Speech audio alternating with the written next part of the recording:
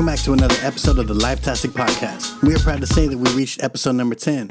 I know, it might not seem like a lot, but it's a milestone for us. What better way to celebrate episode 10 than to revisit a topic from our most popular episode? Now, this topic is one that majority of the world has been affected by in one way or another. A divorce can improve someone's life in many ways. Just think of how miserable you'd be if you were stuck with someone you can't stand forever. Today, we'll dive a little further into my personal experience with divorce. We'll also head over to the wonderful world of Reddit to see what kind of stories of divorce we can find. We'll also have another installment of the Whattttittttissss segment. We had quite a bit of listeners in the past month. We really have grown quite a bit since we returned. It's very exciting to see. Thank you all for tuning in, and thank you all for joining us again for episode number 10. As always, we can be reached at lifetastic.us. Reach out to us if you have any show ideas or even just to say hi. If you've been here before, welcome back. But if you're new here, kick back, relax, and prepare for an amazing episode. We have quite the show cut out for you. Grab a snack, grab a drink, and let's get started. Divorce is a word that either reminds us of our own or reminds us of someone that has gone through it. If you've been married a while, good for you. If you have been divorced before, good for you too. There are several things that could lead to a divorce, such as issues of commitment, infidelity, conflict and arguing, marrying too young, financial problems, substance abuse, and even domestic violence. We searched Reddit to find some interesting stories of divorce. These are a few we thought you all might enjoy. We'll start off with a Reddit member by the name of Lost in the Sauce 2231. He writes, I married my childhood sweetheart. We dated for about 5 years through college and were married for about 5 years after. Had a kid early in the marriage. I finished school and started working full-time to support my family and had to work a ton of hours during the first year or two. The week COVID hit, I found out she had been cheating on me as a prostitute for about 10 months and found out she cheated with several men and women before that. I should have left then, but I didn't because of the pandemic and worrying about my toddler. The divorce is far from over, but I'm working more than full time while she gets the house, child support, alimony, etc. Now she's trying to take the kid. I'm not saying don't get married, but think very, very carefully before you do. I never thought I'd be in a position in a million years, but clearly her moral compass is very different from mine is, and she's good at hiding it. I may win the divorce in the end, but it's a lot of blood, sweat, and tears before I get there. I'm 1,000 times happier single, and all it takes is to fall into that trap and say, I do. Damn, poor guy. What a fucking bitch. He was working his ass off during COVID, and she was out there being a prostitute. They probably needed the money. I don't know. Well, it said that she was being a prostitute to guys and women. That's crazy. Well, that's crazy. And she must have needed the money big time. Poor guy. I wonder how he caught her. Yeah, you never know. It might have been something before COVID. She might have been into that shit. Yeah, long before. Maybe during COVID is when he found out. Yeah, that's sad. And you know how a lot of people weren't working and a lot of people were home together. Mm-hmm. That's probably why he found out too. That's true. Damn, that's sad. That's sad. Next, we have a reader by the name of One Day When We Are Cats. Awesome name. They write, wife cheated on husband for years. He found out and eventually left, and she had no issues with the divorce. They filed for a joint divorce, which in their state had a 90-day wait before it was considered final. About 80 days in, her affair partner left her and she pulled her petition. The courts don't notify you of this. He also started dating someone during this time. Suddenly, she wants him back. Her affair partner is gone. She's calling his new girlfriend a homewrecker and telling the world he left her for someone else. She plays victim and then lawyers up. Wow. She had an affair for years, had the affair partner come into the house while he worked. Affair partner was around their kids and all without him knowing. This other guy was sleeping in his bed. She lawyered up, dragged the divorce out 2 years. In their state 50-50 custody, the higher earner has to pay around 17% to make their incomes more equalized. Also, she was awarded alimony. Oh, and because he had a 401k, she got the house, car, and everything. This poor guy had to start over, literally. She had the affair, ruined her family, and got everything plus more. Wow. That's fucking Talking about a dirtbag. She's such a dirtbag. What a dirty move. That's crazy. She was seeing someone on the side, and right before the divorce finalized, he cut her loose, and she went running back. Exactly. He didn't take her back. Blamed the girlfriend and the boy. For her, mistake, basically. Crazy the way that people think. And then she ends up getting all the money. That's fucking and the house. Crazy. How do I do that? What? Oh, just why are they allowed to get away with this kind of thing? I know. It's because courts follow money, you know? If there's a lawyer involved, that means there's money involved. That's true. They didn't say the guy had a lawyer either. Nope. So that's probably why she got everything. It's sad. The way the court system works nowadays, it's really sad and disappointing. My advice is get a lawyer if you can. Yeah. If not, like literally pinch your pennies, get everything. Collect some cans. Yeah, exactly. Even if you have to get credit cards or get in a little debt, you know, because I mean, a lawyer is what, $4,000 to $6,000. Something like that. Yeah, so expensive. It's expensive. Here's a short one for you. By the Reddit user 214 Speaking. They write, friend married about a decade. Married her. They have multiple children. She goes to school, gets a good job, and starts banging one of her clients, which is a huge no-no. Still watching to see how this one plays out, but after watching this situation, I have no interest in marriage. Wow. I guess he's talking about a friend. Yeah. Well, he probably doesn't want that happening to him. Yeah. I don't blame him. So he's learning through this other person. Oh my God. All right, here's a quite interesting story from user Random Canadian 1986. He writes, this is a very convoluted story, but here goes. My wife, age 37, returned to work last summer after being out for 6 years since our second child was born. I was supportive of her getting a job, encouraged her to get out there and do her thing.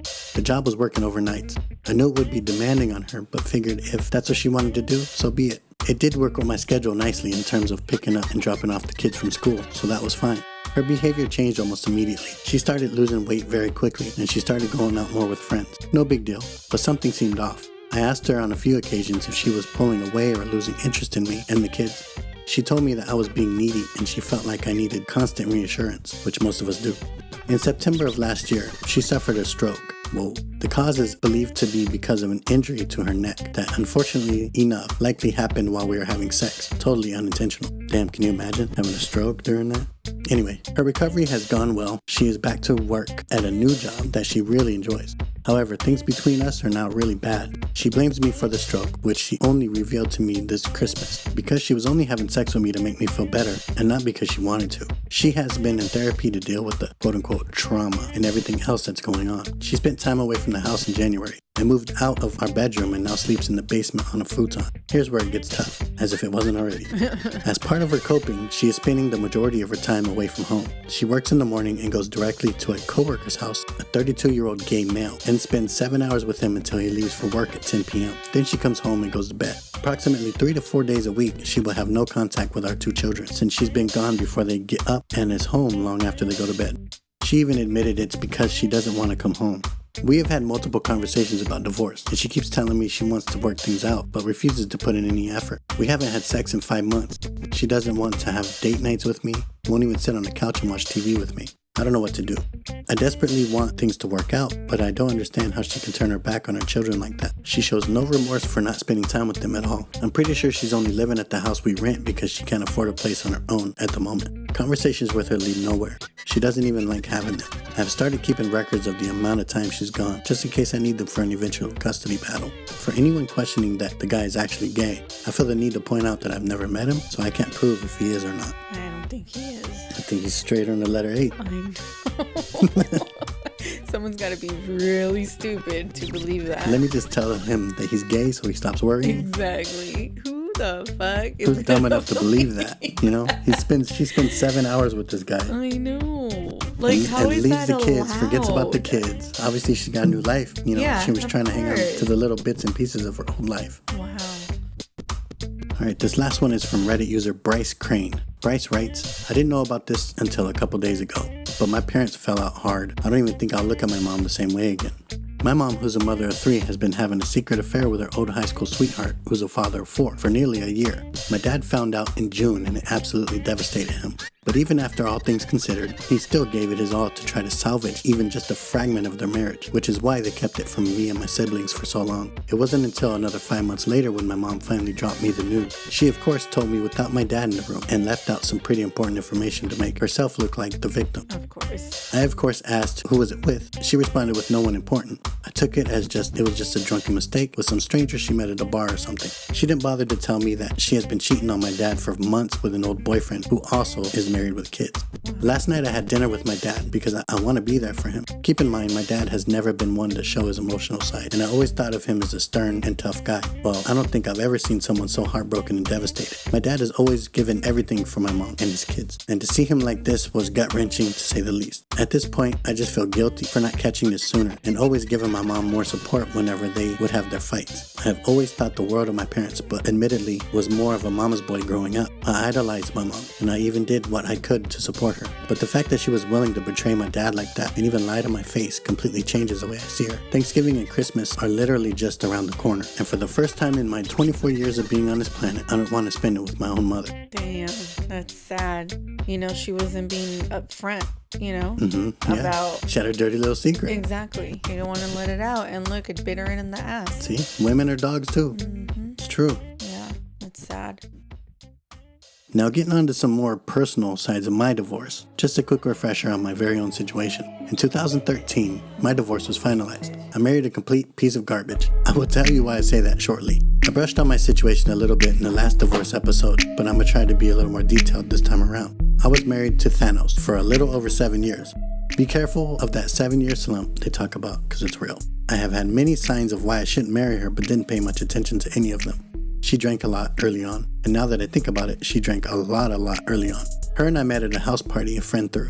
I was getting to know the girl she came in with while she wound up passed out drunk outside on the side of the pool. Things didn't work out between the friend and I, so me and the garbage pile became friends. But anyway, her falling asleep drunk by the pool was a red flag number 1. Red flag number 2 would be her dedication to her job. I mean, I get it. Work hard, do the best you can, but there has to be a point in time where your marriage and your kids should come first. Sadly, our marriage wasn't even a close second. Finally, the third flag would be her desire to party every chance she gets. So-and-so's throwing a party or a get-together usually meant this is her chance to get wasted and me be her babysitter for the night. There were so many other reasons that would have made anyone rethink this particular relationship. But me, being someone that didn't give up on people, I didn't pull the plug when I should have. Her and I have 2 sons together. Our oldest is 15 now and our youngest boy is 11. Both are currently living with Stephanie and I permanently. And the people that know me know the hard-fought road I had to travel to get to this point. Once the divorce was finalized, her and I were civil. We even celebrated several of the kids' birthdays together. However, a turning point occurred. A situation happened between the bitch's father and my sons where I had to get a separation order against him in order to keep my sons away from him. The dumpster fire I call my son's mom was in complete denial about the allegations against her father. She actually believed that I would make it all up in order to ruin her family gatherings. Her parents were our go-to babysitters when we needed a babysitter, and sadly, her dad chose to physically abuse our sons by choking them and lifting them in the air when they got in trouble. What a piece of shit. It's really sad. I found this out from my sons, talked to their mom about it, then contacted the police, which in turn contacted CPS. The bitch denied it and even took me to court in order to move the kids to Chicago, where her goofy-ass new husband's family lives. Longer story short, the judge denied it and questioned Sasquatch why she would want to take our sons away from me, and that from what she's seen and read, I have proven to be a good father to them. She had no answer other than to move our sons away from the problem her father caused. Months later, she also took me back to court in order to have the separation order against her father lifted because it quote-unquote made it hard to coordinate family gatherings like Thanksgiving or Christmas. What a joke, right? Yeah. Needless to say, my divorce has been filled with her lying to use the kids as a weapon against me. I think the straw that did it for me was the 3 most recent incidents. Back in early 2022, the cow got into it with our oldest son about him wanting to spend more time with me. At this point, the goofy-ass new husband ran back to his family in Chicago because the married life was too hard for him. I mean, the guy's a young kid in his 20s. Why would he marry a much older mother of 2 for? I still can't figure that out. Like, doesn't the kid have some Pokemons to go collect or some shit? It's probably because he's young, he likes to party, drinking and all that, and that's, her neck of the woods. Probably. But I guess playing family got too hard for him, so he bailed altogether. I imagine that was hard on my shit-stained ex-wife, but hey, you make your bed and you sleep in it, right? When our oldest asked to spend more time with me, she lost it, and while in the kitchen together, handed him a kitchen knife and told him to kill her with it right then and there. Like, when is that acceptable? When do you give your own kid a knife? You don't do that. Put that stress on him. Yeah, like you don't do that. Imagine, like I've said before, imagine if he was, under a lot of stress. Yeah, like he could have done it, and then who would have been blamed? Him. Exactly, not her for putting that emotional abuse on him. When I found out about this, I contacted the police to get my sons away from her. However, nothing came from my calling the police. They showed up, took a statement, and told me that if the problems were to escalate, they would step in further. I told them that I was afraid of what could possibly come next. and they recommended that I go down to the court and have our 50-50 custody adjusted. I went into the court that following morning and requested an ex-parte hearing. For those that don't know, an ex-parte hearing is a sped-up court appearance used for emergencies. My son's mom handing my son a knife in a high-pressure, high-stress situation, screaming for him to stab her was emergency enough, or so I thought. I was told that although she admitted to doing this, it was understood to be an accident, and my request for full custody was denied. Trust the system, right? Months went by and I get a call from the bitch around 9:30 p.m. or so saying, FYI, our youngest split his eyebrow open and there's a little blood, and not to worry, it'll be okay. You remember this? Yeah. As soon as the call came through, I put the bitch on speakerphone so Stephanie heard the whole thing. You even gave her a piece of your mind.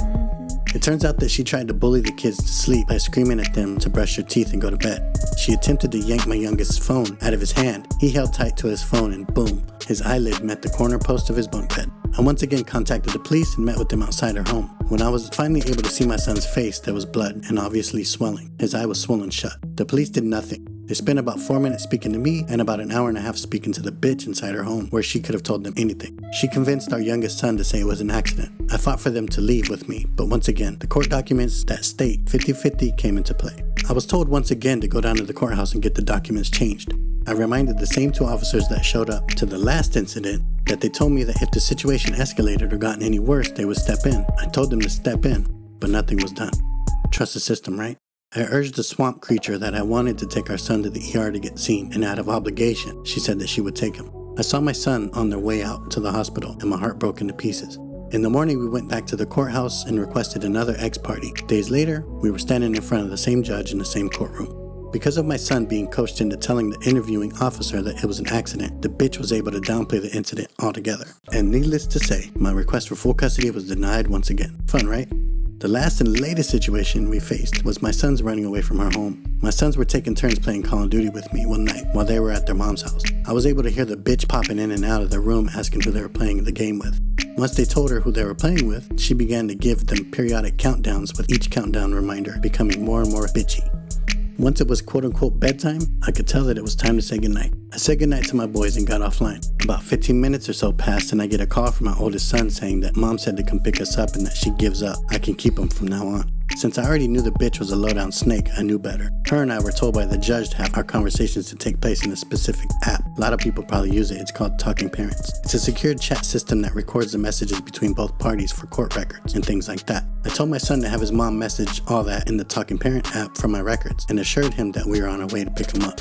We got the baby dressed and headed out to get the boys. It's about a 15-minute drive from our home to the dump she lives in. 2 minutes from her exit, I get a follow-up call from my son telling me that mom came in and said sorry and that she spoke out of anger again. I told him that I would be getting a hold of his mom when I arrived to let her know that I did what she requested by showing up to pick them up. When Stephanie and I arrived, we sat for a minute as I began to text the bitch. To our surprise, we see the bitch's mom walking out towards the front of Swamp Thing's apartment complex after 10 p.m., searching for something in the bushes.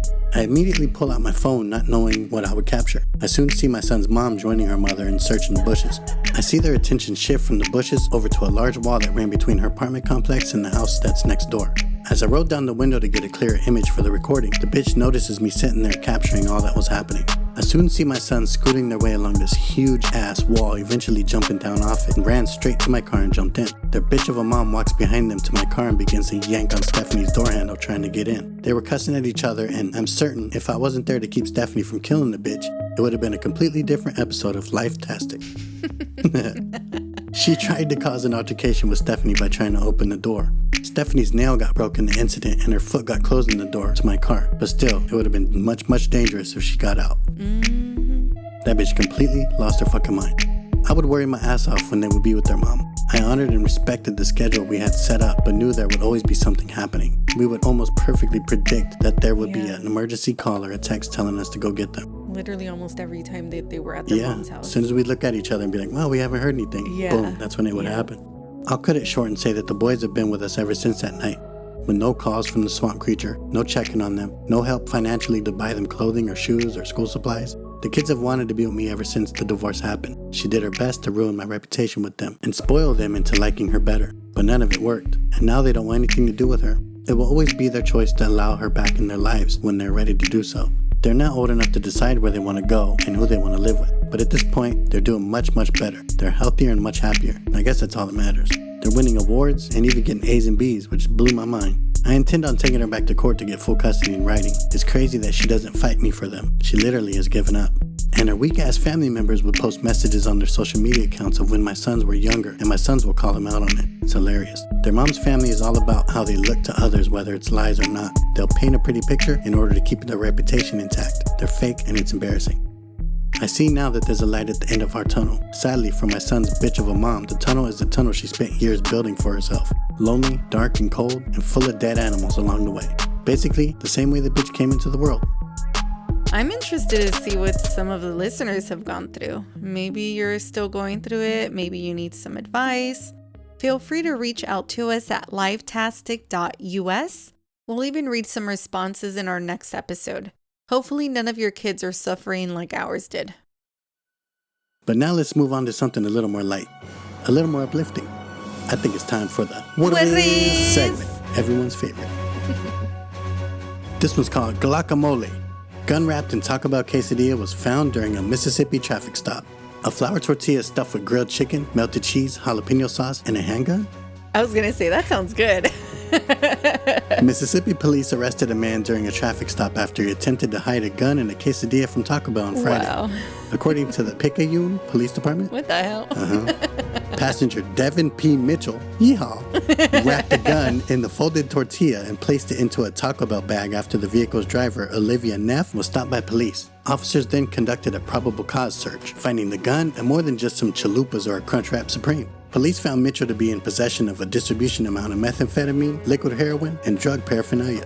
He was charged with possession of a controlled substance with intent to distribute while in possession of a firearm, possession of a controlled substance, tampering with physical evidence, possession of a weapon by a felon, and possession of paraphernalia. Damn, that's a lot. It's a lot. He's in trouble. That guy's in hella trouble. Wonder how many years he'll do. Neff, the driver, was not taken into custody but was cited for disregard for a traffic device. The Picayune Police Department put out a statement following the arrest stating, Taco Bell, not cool. Get it? Taco Bell? Wow. That does it for another fantastic episode. Thank you all for tuning in. Reach out to us anytime at livetastic.us. We're on Facebook, Instagram, and Twitter. If you're not yet following us, then what you waiting for? Thanks for listening once again, and we hope to see you back next week. Much love, and we'll talk to you guys soon. See ya.